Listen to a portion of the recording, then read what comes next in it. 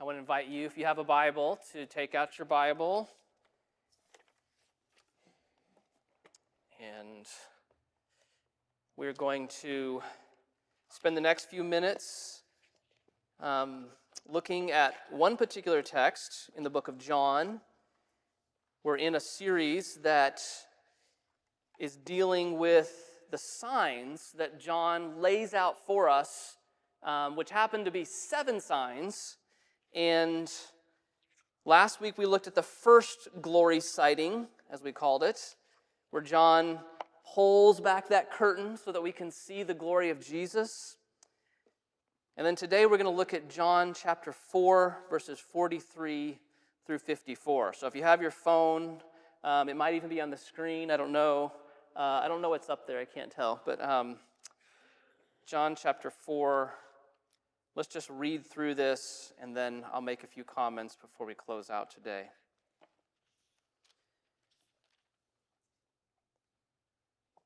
The text says, "After 2 days, he left for Galilee.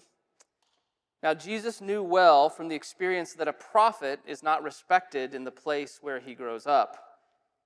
And when he arrived in Galilee, the Galileans welcomed him, but only because they were impressed with what he had done in Jerusalem during the Passover feast.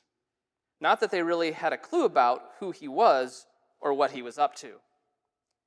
Now he was back in Cana of Galilee, the place where he made the water into wine. Meanwhile, in Capernaum, there was a certain official from the king's court whose son was sick. And when he heard that Jesus had come from Judea to Galilee, he went and asked that he come down and heal his son, who was on the brink of death. Jesus put him off. 'Unless you people are dazzled by a miracle, you refuse to believe.' But the court official wouldn't be put off. 'Come down, it's life or death for my son.' Jesus simply replied, 'Go home, your son lives.' The man believed the bare word Jesus spoke and headed home. On his way back, his servants intercepted him and announced, 'Your son lives.' He asked them what time he began to get better, and they said, 'The fever broke yesterday afternoon at 1 o'clock.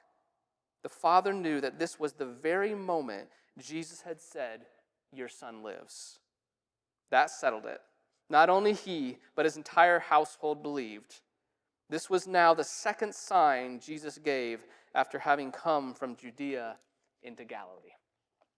Pretty cool story, isn't it? The second sign that John puts the spotlight on to tell us something really important about who Jesus is. What's at stake here is the identity and the authority of this person known as Jesus, this Jewish rabbi, this Jewish teacher and leader. Who is he really? That's John's question. So as it relates to money, relationships, work, school, financial investment, politics, even sports, hunting, all of these categories, there's an actual kind of truism that's a pretty good way to consider all these different aspects of life, although it's not often adhered to. I'm going to give it to you so you can pack it away, put it in your memory bank. So in all these situations I just mentioned and more, this is a truism, a proverb, a reality. And here's how it goes. Read the signs of the situation accurately and then adjust accordingly. This is something as a human that we have to do in every facet of our life. We have to learn to read the signs of whatever the situation we're in accurately, and then we have to adjust accordingly based on how we've read the signs. Does that make sense? Okay, this is a truism. This is just kind of how life works. So I had to do this morning with my tires as I was coming in. Something was slipping as I was coming in, and it was weird because the sun was out. I looked at the temperature. It was over 30 degrees. And yet I'm turning a corner and everything's like kind of, and so I'm like, is it my tire? So I'm reading the signs, and so I'm making sure I have enough tread. I'm wondering if there's something wrong with my car. Well, it just turns out there's little patches of black ice in like random places all throughout. Okay, so I don't know what that's about exactly, but I had to read the signs. I had to, and then adjust accordingly. If it's something wrong with my car, I'm scheduling something on Monday to get the car and have it checked. If it's that I need new tires, I need to deal with that. If it's just little patches of random black ice in random places, I can't do anything about it except drive carefully. But this is part of life. We have to learn to read the signs. What tends to happen is we tend to read the signs wishfully, so kind of wishful thinking, or lopsidedly, with some kind of bias in favor of what we want the signs to mean or point to. Okay, this is the human predicament. Or we just read them stupidly. We just don't take into account what's staring us in the face, and we just barrel on irregardless. So, for example, I'm trying to learn to read the signs of my old age. I know you may think, Stephen, you're not that old, but I'm in that late 40s, thing. I'm sorry for those of you who are a good bit past me. This is my personal testimony, okay? So I know you guys have been here and done that, but it's a painful thing for me that I'm experiencing. My eyes have been getting blurrier. Like all of a sudden, I didn't even know it. My eyes just started getting blurry, and I was starting to do this whole thing with the reading, and so my uncle said to me, "Here, try my readers," and all of a sudden, like the world opened up. I'm like, "Oh, woo! I can see again," My arm won't heal. I mentioned a while ago, my arm got messed up, and it just won't heal. And I'm just wondering, maybe this is part of old age. Things don't heal as fast. Is that a thing? Okay. Some of you are laughing because I guess that's your life. Okay. And then I did something stupid at Christmas. My kids were in town. I was like, I'm going to try to snowboard. Bad idea. I was a decent skateboarder. I mean, I can still do an ollie right now. I mean, if you have a board, give it to me. I will do an ollie for you right now. And I skateboarded a while, so I have good balance. I've skied before. I've water skied. I've knee boarded. I've done all these different things. So I'm assuming the athletic, specimen that I am, that what will snowboarding be? But I am telling you, I literally still have some problems down in this region from falling constantly, and I didn't spend a lot of time boarding. I basically spent a lot of time sitting.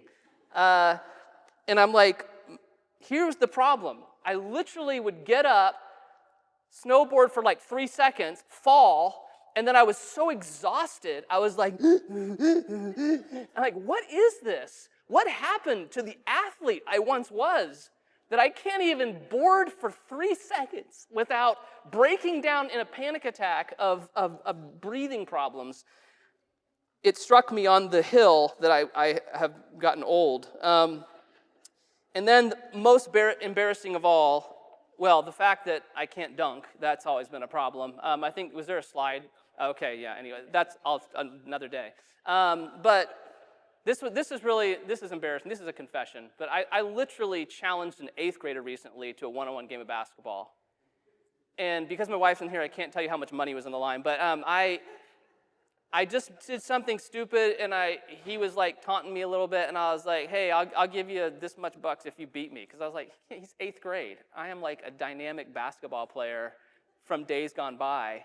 And so we're playing, and as we're playing, it's hitting me as we're playing. I'm playing this 8th grader. He's in 8th grade. I played college basketball, 30 years ago, whatever. I was sitting there playing him, and I was like, as I'm playing him, I'm like, I think I'm getting old. Like, I literally, my feet wouldn't go as fast. I kind of would trip. So, and he beat me. I'm like, what has happened to my life? It's been a problem for me reading the signs of old age. And this is something that my wife's been trying to do to help me with, Stephen, you're not a spring chicken anymore, She's been trying to help me with this, and it's finally striking me, but humans have an interesting tendency to misread the signs that are right in front of them. Do you understand what I'm saying? We do it all the time.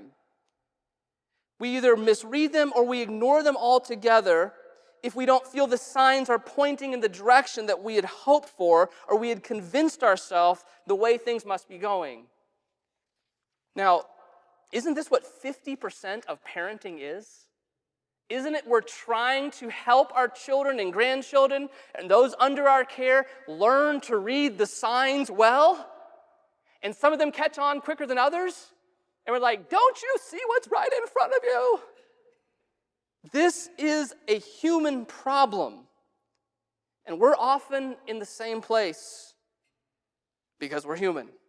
So perhaps the biggest reason that John goes to such lengths to clearly and compellingly and comprehensively lay out for us the signs of the glory of Jesus is because we tend not to see very well what's staring us right in the face. So he doesn't assume that we'll read one lovely story about Jesus and his glory and get it. He gives us at least 7 signs, sign after sign after sign after sign after sign after sign, to wake us up to the glory of Jesus. And so, John's case is not simply that Jesus was a good guy or that he was the most interesting man in the world. Stay thirsty. That's not what he was doing here. He was, I think, the most interesting person in the world. And I think he was a great teacher and a wonderful human. But John is interested in more than this. He's doing something that we have to see it again and again and again to grasp the massiveness of what he is saying. And so, as you look at this text, you can't just look at the story about a cool story about a guy getting healed long distance, which is cool, right? It's like, that's so cool. Jesus healed him long distance. He didn't have to go. He just said, he's healed, and he was healed. That's a great story, and I love that story. But John is doing something more complex, something bigger. And the way to understand it is to think back on the stories that lead right up. Remember our Clest little thing? We always think about the context and the literature. So in the context of John, he had just told 4 different stories leading up to this one. So he's building to something. So let's just review, and let's go back and think of story 1. The first sign back in John 2. What's the story we just looked at last Sunday? The water into wine. Now, the water into wine was not, again, just about the ooh factor of Jesus doing a magic trick, turning water into wine.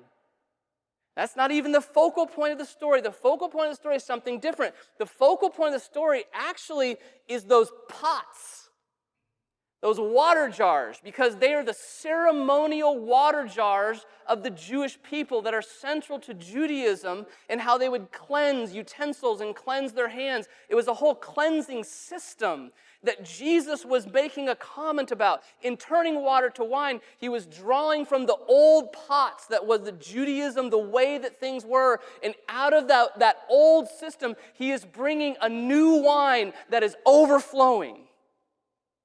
But you have to see these things. That's story 1. And then from there, he moves to another story. John tells us another story about a feast, a Passover feast that is taking place at the temple. And so the scene moves from Cana to Jerusalem, the center hub of the Jewish people, the heart of the Jewish religion in Jerusalem. And in Jerusalem, Jesus goes into the temple and he starts flipping tables. This is the second story John chooses to tell because the first story has to do with the purity system of the Jewish people and the provision needed for this new coming kingdom. And then the second story has to do with the place. Like, where is the focal point of Jesus' activity? And for the Jewish people, they would say, well, it's obviously at the temple. And yet Jesus, in his authority, is challenging the very system of the temple and what it had become. And then John moves from this place of the coming kingdom into this conversation with a rabbi named Nicodemus. And this rabbi is talking on a theological level with Jesus. He's a teacher in Israel. And so he has some doctrinal questions. He has some theological bones to pick with Jesus, especially when Jesus starts bringing up this idea of being born again. So he goes to the mat with Jesus a little bit out of curiosity, with theological curiosity about what kind of people are going to be welcomed into your kingdom. Not the people Nicodemus and the religious leaders assumed, but the people who would be born of the Spirit. And then the next story is maybe one of my favorite stories in all of the Bible, where Jesus goes and has a conversation in the middle of the day with a woman, a Samaritan woman at a well. This story, it almost pained me to not be able to teach this story because it is so rich. But this is what John is building, where in the middle of the day, this woman is at the well and she is asked for water by a Jewish rabbi, breaking all the social norms in that moment. The topic ends up going to the mountains on which the Samaritans worship versus the Jewish people worship. And the topic goes to the Messiah that will come. And Jesus takes that Messiah and looks at her in her eyes and says, "The one you speak of is here." I'm here. Go tell the people in the city. She's like, runs back, "Come see a man who told me everything about me. Could he be the Messiah?" That's what the text says. Could he be the Messiah? So they all run out and they hang out with Jesus for 2 days. Then we come to our story.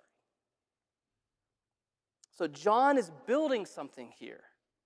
John is building a case for the reality, the authenticity of this claim that Jesus is making. The one who you seek, the Messiah you are describing right now, I am he. I have come to bring in a new age, new wine, a new focal point of God's activity, not the temple, but a person. I have come to flip everything on its head. And John is making this case as a Jewish writer to his own people and to the broader world. And the text begins in the story where Jesus says, unless I do signs and wonders among you, you're not going to believe. This was part of the problem, that people were seeing what Jesus was doing, but unless Jesus put on a show, whenever Jesus uses this phrase, signs and wonders, that's not really a good thing. Signs in the book of John is a good thing. Signs and wonders is like, I'm going to make, fireworks, and like, I'm going to do a show, a magic show for you for the ooh factor, so that you'll believe who I say I am, that I am. And Jesus says, unless I do these signs and wonders, do this show for you, you're not going to believe.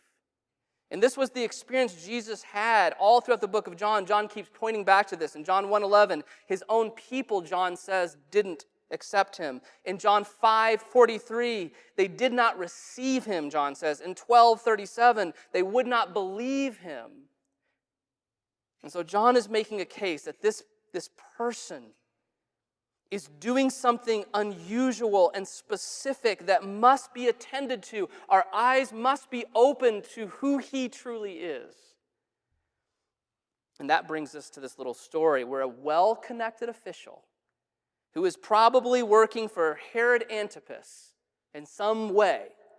This is the king that he is under. So he's used to having authority and resources to do what he needs to do. But his son, who we don't know, but probably his firstborn by the way he's acting, is on the brink of death. So 20 miles from where this individual lives in the southern part of Israel,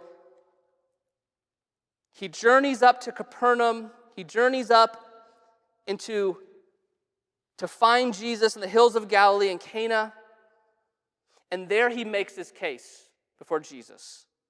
A desperate father makes a journey to ask Jesus to heal his son. And there's a sense in the text here, the way the Greek is written, that this official is accustomed to giving commands. And so in the Greek, it's in his statements in the imperative. In other words, he's actually telling Jesus what to do. Come heal my son. There's almost this sense in the Greek that he's commanding Jesus. After all, he's a representative of King Herod, and he's used to giving orders. He's commanding this miracle worker to come to his house and heal his son. And this is why Jesus responds to him a little bit brashly too. Jesus is very succinct. He's not unkind, but he's just succinct. You feel how the text reads. There was a certain official from the king's court whose son was sick, and when he heard that Jesus had come from Judea to Galilee, he went and asked him to come down and heal his son, who was on the brink of death. And Jesus put him off. I'm reading from the Message here because of the way it's working these phrases. That's what happened. Jesus put him off and said, unless you people are dazzled by a miracle, and in the Greek it's signs and wonders, you refuse to believe. But the court official wouldn't be put off. Come down. It's in the imperative. Come down. It's life and death for my son. You will come down. Jesus simply replied. I love this. All he said was a couple words. Jesus simply replied, go home. Your son lives. Now, if you can feel the weight of the sheer authority and power that is at play for a human person to say, go home, your son lives, and the world stops and responds in obedience to his orders. Do you feel the weight of this? He's 20 miles away, and what he speaks, the authority of God is speaking. Go home, your son lives. The man took Jesus at his word, the text says, and departed. This is more than just a story about be like this guy, have a lot of faith. There's more than what's going on here. John's point is bigger. And the reason we know is because of what happens next. This official, it says, the man believed.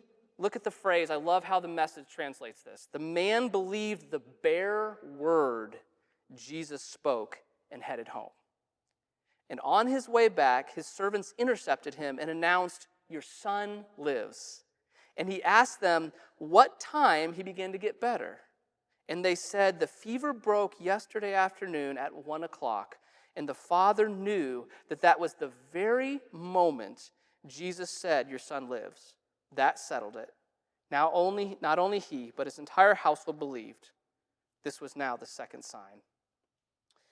All this happened because of the bare word of Jesus.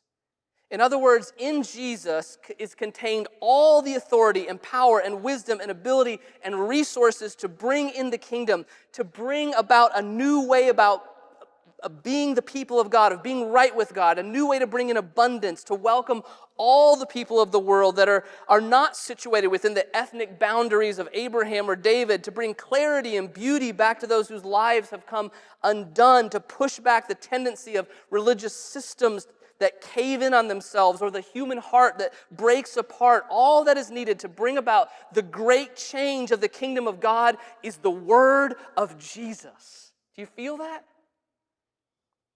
So what John is concerned with is that we might truly see with clarity who Jesus is by considering the incredible power with which he speaks. Even disease, long distance, listens to him and obeys.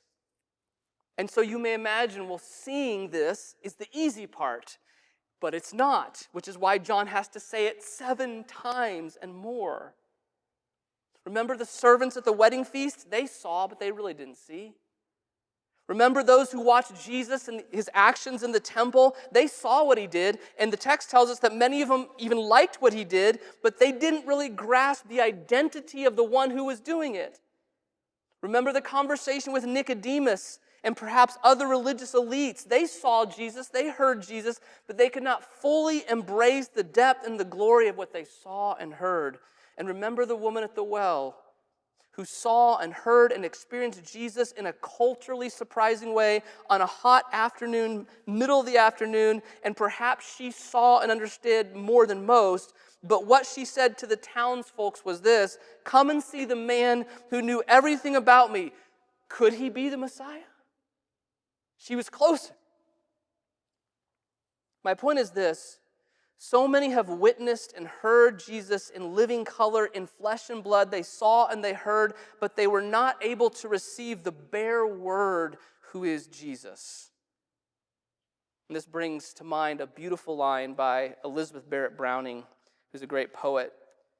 She said this, "Earth's crammed with heaven, and every common bush afire with God, but only he who sees takes off his shoes." Earth is crammed with God's glory and splendor, but only those who perceive it as God's beauty and glory take off their shoes and worship. And I think this gets to the heart of what John is saying. Christianity isn't about church attendance or financial faithfulness and generosity.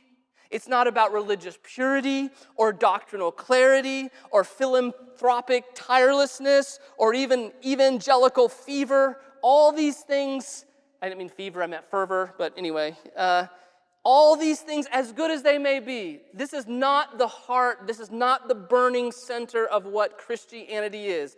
At the center, at its burning core is this: in the beginning was the Word, and the Word was with God, and the Word was God. He was in the beginning with God. All things were made by Him, and without Him there has not been anything made that was made. In Him is life, and that life is the light of men. At the burning heart of Christianity is we have seen His glory, the glory of the Father, full of grace and truth. So John is inviting us to see, to take off our shoes in worship of King Jesus, who is the burning core at the center of what it means to be a part of God's family, to follow Him. And so my question for you is this. We're walking through these signs. We're on number 2. We got 5 more to go. My question, my encouragement to you is to buckle your seatbelt and say, Lord, at every one of these signs, please show me a different dimension of the beauty and the glory of Jesus, and teach me what it means to embrace that glory in my everyday life. I believe that if we do that as a community of faith, that after 7 weeks, there is no possible way any of us can be unchanged. The only way you can be unchanged at these visions of the glory of Jesus is to cross your arms and say, glory of Jesus, who cares? That's the only way. When you see the glory of Jesus, transformation is the inevitable result. You will not be able to stay the same. I don't care if you're 5 or 95.